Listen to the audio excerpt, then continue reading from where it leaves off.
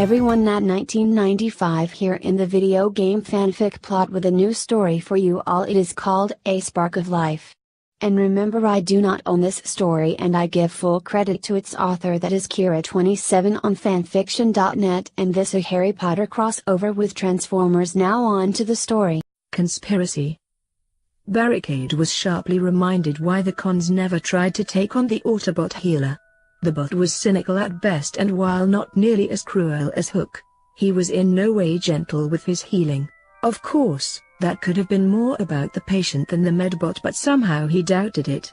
My life would be much easier if idiot bots didn't keep getting into fights over the stupidest things because they know some bot is going to be around to pull their circuits out of the fire.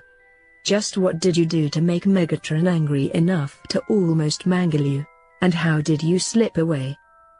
I did not participate in the battle over the spark, and I did not agree with the continued pursuit of the Autobots now that it is no longer around. Barricade had been slightly distracted during the battle but had been told to hang back by Megatron himself. He was a runner and a scout, not a soldier. He was the one sent to find something or someone and get out of situations most others would not. It was why he had been sent to find the Witwicky boy and why he was currently in the middle of the Autobot base.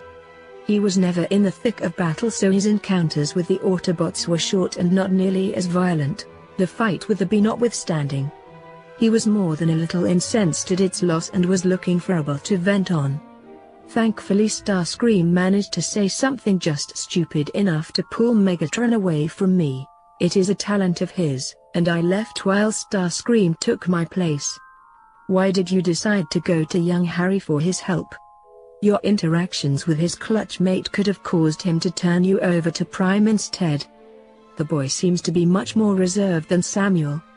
There was a higher probability of survival going to him than to Samuel or the soldiers. He was my best option for survival and the most accessible choice. Barricade knew that he would have to be careful around this medbot. There was something in his eyes that told him that he would miss nothing. I would like to know why you decided to bring a potential hostile to our base. Ips looked slightly less than pleased. I knew that he wasn't in any kind of shape to hurt anyone and he needed help. I almost felt like squirming under Ips' stare. He hadn't wanted anything to do with helping Barricade, but I managed to talk him into it somehow. I couldn't just leave him there to die when I could help him. Ips sighed and put his head in his hands. I suppose I shouldn't be all that surprised that you decided to help a member of the other side without a second thought, but I would appreciate it if you would at least run it by me first instead of throwing it in my lap after you've already made up your mind. I could feel my embarrassment coming to the fore and just knew that my face was 3 different shades of red now. I'm sorry, I'm not used to having someone around trying to protect me from my usual luck. If anything like this happens again, I'll at least try to tell you first, I promise. Are you feeling any better, Barricade? I knew that no one really wanted me to be at the con, but he had had plenty of opportunities to hurt me on the way here and he hadn't done anything at all. He even let me take a nap, some of the best sleep I've had since Mission City. Ratchet is a very competent medbot and I have no doubt that I will be back to the top condition in very little time. Barricade had the most interesting voice. It wasn't nearly as forced sounding as some of the others. That's great. None of the other Autobots know that you're here yet and the soldiers are taking it really well since you weren't one of the ones trying to kill them in Mission City. I could almost feel his eyes on me as I shifted from foot to foot. I wanted to ask you a question if that is alright. You have just asked one, but I couldn't be opposed to you asking a few more if you feel the need. I could hear the smirk that went with those words. I wanted to ask you about how you felt about the whole issue with the Allspark. I couldn't help the sadness that rolled through me.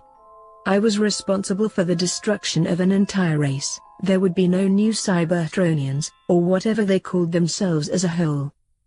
Barricade seemed to be thinking rather hard for a moment before he looked out of a window with a sigh. It is not something that I like to think about, but it is not something that you should blame yourself for by any means. You did what you thought was best in the middle of a war zone. You did not know that your ability would react in such a manner with the spark and was only trying to make sure that the leader of the other side did not get his hands on it. Barricade looked back at me with an unusual glint in his eyes. Not many could do something so fearless when faced with Megatron, and the look on his face when you jumped off and disappeared in something I will treasure in my memory banks for many of your Earth years, and for that I can only thank you. Are you sure that sending Barricade was the right decision?